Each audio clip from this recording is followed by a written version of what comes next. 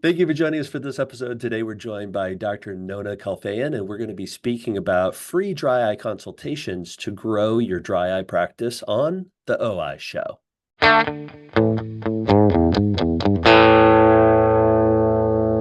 Well, thanks again for joining us for this episode. As I mentioned, I'm joined by Dr. Nona Kalfayan, or Dr. Nona, as she's known by her patients. And it's absolutely a pleasure to have you on the OI Show. How are you today? I'm very well. Thank you so much for having me. It's a pleasure. Oh, Absolutely. absolutely a delight. You and I have connected digitally, but we haven't necessarily hung out or lectured together. Yeah. You've got a really cool practice from what I've learned about you, and it's just so cool. So share with us a little bit about where you practice and your practice setting. Okay, sounds good. So yeah, I graduated in actually 2005, and I've been at different practice settings. I was in a private practice for a little period of time. Then I was an associate. I've been in a ophthalmology practice for a period of time. And then about almost 3.5 years ago, I wanted to go back into private practice, and I wanted to dive into dry eyes. I felt like working in an ophthalmology practice setting definitely gave me an idea how there's such a big demand for dry eye patients. We've been seeing patients on a daily basis, so many patients on a daily basis, glaucoma patients, and they were already on so many different medications to start off with, and having them start on another artificial tear or something, I felt like it was not really the solutions. And at that point, I realized how there's so many different things that are available that we could help patients. So I decided to go into practice specializing in dry eye. Obviously, beginning stages, it was a little difficult. I was like trying to make sure what's the right route to take, what to invest into. Obviously, some of the devices were pretty expensive. So I really wanted to explore, try one thing at a time. And so 3 years ago, we opened up the doors, and since then, it's been really successful. And then recently, I had the pleasure of having an esthetician join me. So now we've kind of like going forward with more of a med spa as well. So right next door, I just took over a space, and now we're building a med spa.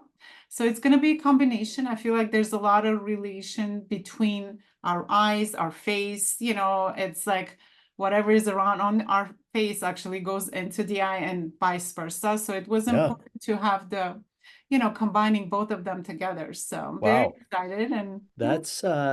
That's really awesome. In finding you and seeing that you were a dry eye specialist, I Yeah. came onto your website and I saw that you do you advertise a free dry eye consultation. Yes. So I can only imagine that there are stories that you tell about how that has worked and how that has not worked. Oh, But how did absolutely. you decide to come up with that, and how has it been successful, and how's it work? Yes. The dry eye itself, I mean, is just so confusing because, I mean, the term itself, I don't really 100% agree with it because Hmm. not everybody experiences it as a No, dry eye. I mean, I feel like the term agreed. is kind of wrong. So whenever they come in, a lot of times I feel like it's so important to ask the right question to get the answers from the patients, because when they just walk in and sit in your chair, you ask them, do you have dry eyes?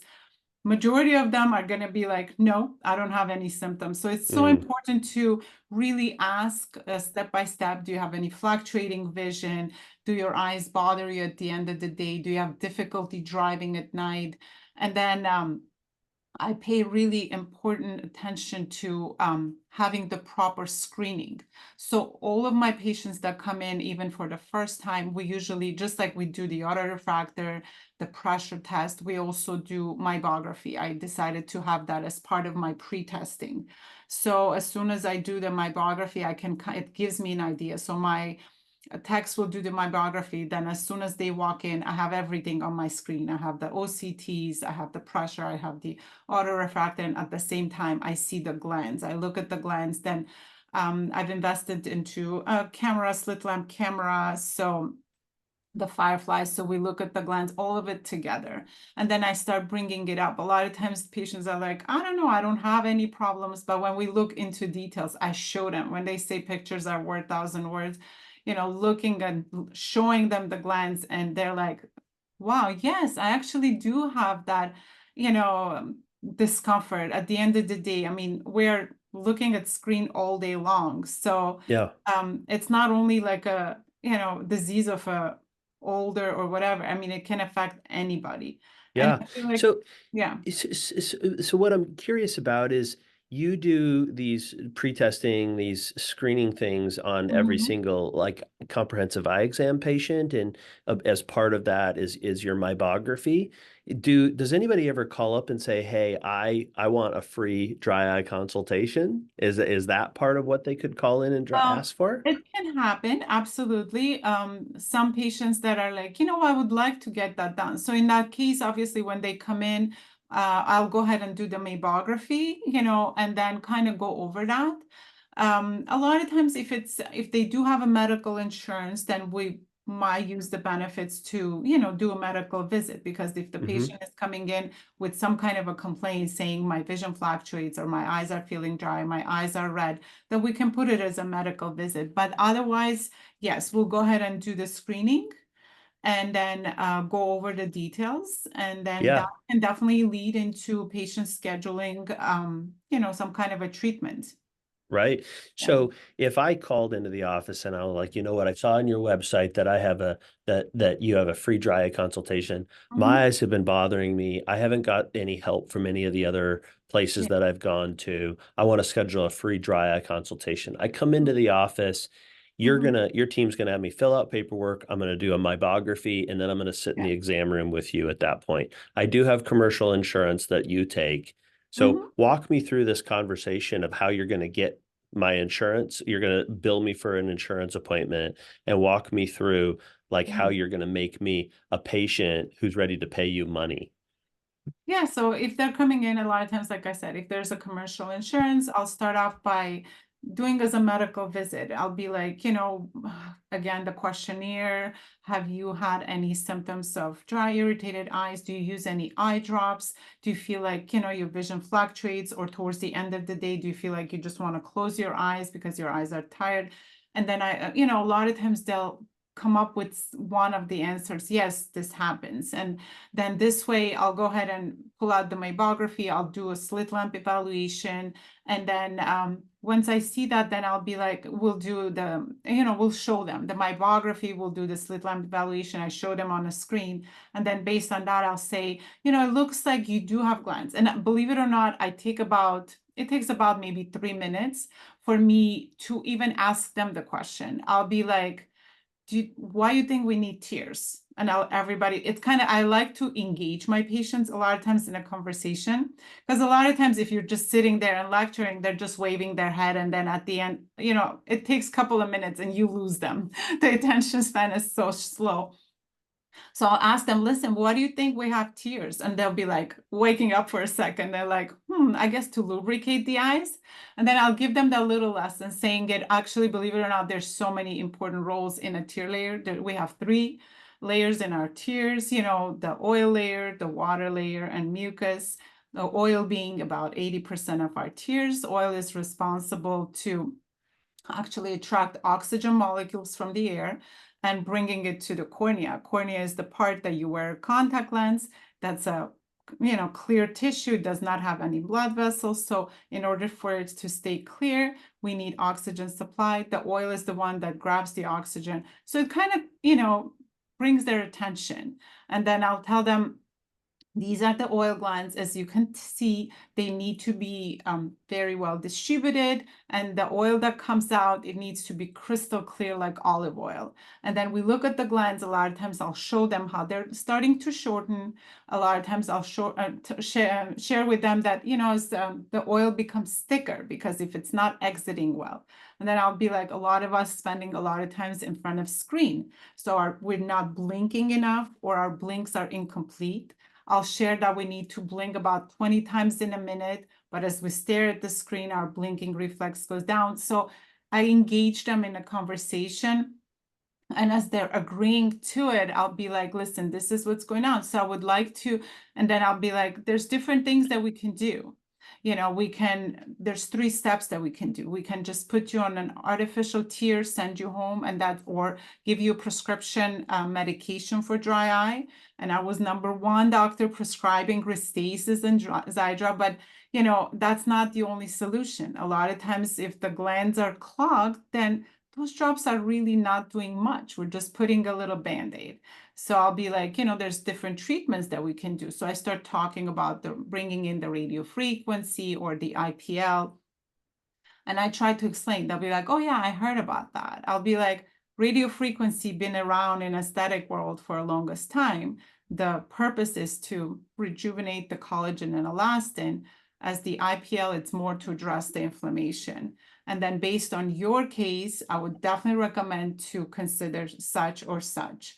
So at that point, I believe, it's not really like a lot of doctors, a lot of optometrists that I lecture, they're kind of hesitant. What if the patient doesn't want to pay? So they'll be like, oh, is my medical insurance covers it? I said, no, unfortunately, the medical insurance doesn't cover it. But I feel like, this treatment would definitely be beneficial. So that's Yeah, how we kind of convert them into sure. Now, do you find planning. that people who are coming in for like a comprehensive exam, Mhm. because you tell them there's going to be a free dry eye consultation and that's mentioned to them ahead of time, that Mhm. might even set the stage for the conversation even Absolutely. before it started? So Yeah. absolutely. I feel like we have such big benefits being optometrists. We already have patients coming into our chairs. So, if you're just starting a regular practice or a med spa, it's completely different. With us, we already have patients coming in. So our important thing is for us to educate them. So if they're coming in for a comprehensive exam, again, I'll do all of the screening, just like I'm looking at the retina. I said, now we're going to look at the front surface of the eye. So we do all of it. And a lot of times I'll offer, I say, we can talk, but then I kind of feel the hesitation. Let's say if somebody's in a hurry, I'll be like, we can schedule you to come back for your dry eye evaluation. I'll be like, this is your first time here. Because a lot of times, if they're just coming in for a routine eye exam, they want to get glasses or their contacts and leave, they'll be like, oh, I don't really have time. So I'll be like, we can schedule you for that. And then I'll either be like, your medical insurance will cover if we're doing the full evaluation, we'll go over it. Or a lot of times I'll do it as a complimentary because I feel like it's so important to bring out the awareness, so important to educate them. And we've been successful since, with this. Yeah. So they'll come back and we'll set up time for dry evaluation. Yeah. Or if they're ready for it, then we already will sign them up for some kind of a treatment. Yeah. What do you think has been some of the most successful things you've done in helping people convert over to in-office treatments? Um, so successfully, like I said, when we talk about it, a lot of times the fact that, they're under eye doctor's supervision and the advice that's coming from an eye doctor about their dry eye, and they appreciate the fact that they've been seeing different doctors, let's say, and they never been mentioned about that. The only thing that they've been mentioned is the doctors giving them some sample artificial tears to go home and use, which they never use. Or Right. they'll say, go use some of these wipes, and they don't. I mean, some of them do, but majority of it, believe it or not, it's a known fact that if you give them and let them walk away with some samples, that just gonna go sit there and they're never gonna use it. Right. So Yeah. also at the office, I deeply believe that it's important to have those products for the patients to purchase as well. So I choose to work with certain companies that, let's say Optase is one of the brands that I do recommend a lot with the Hmm. drops because I find it that they're preservative free. The fact that it still comes in a bottle, because a lot of different artificial tears do come in preservative free, but they're not a bottle type. They're like the individual Right. vials. The vial. You open it up, that vial stays on a counter, not only for the period of time that they're supposed to use it and toss it away, they'll use it. So I say this bottle is good, and that kind of like they appreciate the fact that we do have it in the office, and before they walk out, Sure. they can still use it. And then at the same time, I always say, I mean, the treatment, we're doing it, but you still have to maintain it. Yeah. A lot Yeah, of times I bring absolutely. the example of dentistry. I said, listen, if if you're going to dentist, you're having your cleaning, then at home you still have to do your homework of brushing and flossing your teeth. So the same thing is here. We do have pre-made dry kits that a lot of times after treatment, we let the patient walk out, that they need to use the heating mask, the cleaning foams and wipes, and the tears. Yeah, Yeah. Yeah. which brings additional That's income. Yeah, yeah, and having it so that they don't go and use the wrong product and get the wrong product over the counter is Yeah, really a key component to that. absolutely. That's Mhm, absolutely mhm, true. Yeah. mhm. So, you've had your clinic, you opened it in the midst of COVID, and Yeah. now you've come out of it and you're just crushing it. This Mhm. dry eye aspect of your practice, do you have an estimate of your revenue from the dry eye part of your practice, dry eye diagnostics and services and the treatments that you do? I imagine it has to be a substantial Absolutely. percentage. It's at least 50%. Wow. So we do Yeah. have the optical, which always known, for optometry practice to be a big revenue. But since we opened up the dry eye practice, I was so hesitant about like investing into certain type of equipment, but it's been the game changer. I've been very happy, and definitely I recommend, if any of the ODs are looking into it, don't be afraid. It is a big investment, but if you really, learn about it, promote it, and teach, I think it's great opportunity. Yeah.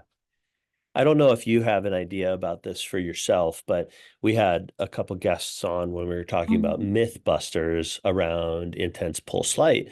And one Yes. of them was that, it won't be a good return on investment. And both the guest as well as myself had a very Yeah. quick return on investment. Mine was 4 months for my intense pulse light, which tends to be either that or a thermal pulsation, the first Mhm. device that people bring in to their office. You have any idea on like how fast were you able to get that device paid I would down in say a about new office? five, New 6 months. office. Yeah, that's Believe it or not, incredible. yes, 5 to 6 months, and it was, yeah, absolutely. Yeah. And it's important at the beginning stages, obviously. There's always the little hesitations. And when I just started, I did just the regular, heating treatments that were a little bit less. But at the same time, once you shouldn't be hesitant. I feel like if you believe into the treatments, if you see the progress and you follow other optometrists, then you can see that it can definitely be very lucrative for your Yeah. practice. Mhm. So outside of patients' word of mouth, which tends to Mhm. be the most solid and the best type of marketing, Yeah. outside of that, what is one or two things that you think you've done really well to help drive procedure-based treatments into Mhm. your office, patients that need those? How have you grown your practice in that arena, get more of the word out there? I think it's very important to keep the communication with other medical, like, with primary care physicians in the area, with rheumatologists, with pediatric dermatologists, and not to be afraid to approach these other medical professionals and let them know the services you provide. So the way Yeah, I maintained it is like, whenever a patient would come in, and if I would suspect, let's say I see the glands are clogged, a lot of times I'll be like, listen, what is your primary care's information? I'm going to go ahead and send a referral to them saying that, I see the glands are clogged. Why don't we go ahead and just do some of the blood work to rule out any of the autoimmune disease conditions? And this brings awareness to your primary care doctors that, oh, there's this optometrist in the area that's actually specializing in dry eyes. So bringing awareness is very, very important, and they appreciate it. And then, if I sending like they're going in for blood work, they'll, give them patient feels a so lot to more you. comfortable that, we're doing something different than just a regular vision testing. Yeah, At the same time, I was, from day one, I was very much involved in local societies. Um, I would go to lecture to like local societies. A lot of times patients don't really know. They think of, eye exams as just vision testing. Of course, vision is very important, but bringing awareness that there's so much more involved in it. So being involved in local societies is definitely a game changer. It's been a game changer yeah. for me. Yeah, no, that's a really big aspect of it, Mhm. especially when you're doing something a little bit different. Yeah. And you're doing something and totally changing the game. And I can tell why your patients are are compliant and are doing what you ask them to do Yeah. and come back. This is awesome. I love the aspect of the driving people in and Mhm. helping them better understand that dry eye Yeah. is super important. And, there's Yeah. probably a lot of people that come to see you because there is this, Mhm. even though all of us look for dry eye, when they come to Yeah. your office, they see this free consultation, this free Yeah. evaluation that's going to be there. And they're like, People oh, like she's going that. to look for it, right? Yes. That is a real game changer. Uh-huh. So, well, thank you for sharing with us Sure. about your experience and what you're doing and how you've grown this incredible practice in just 3 years.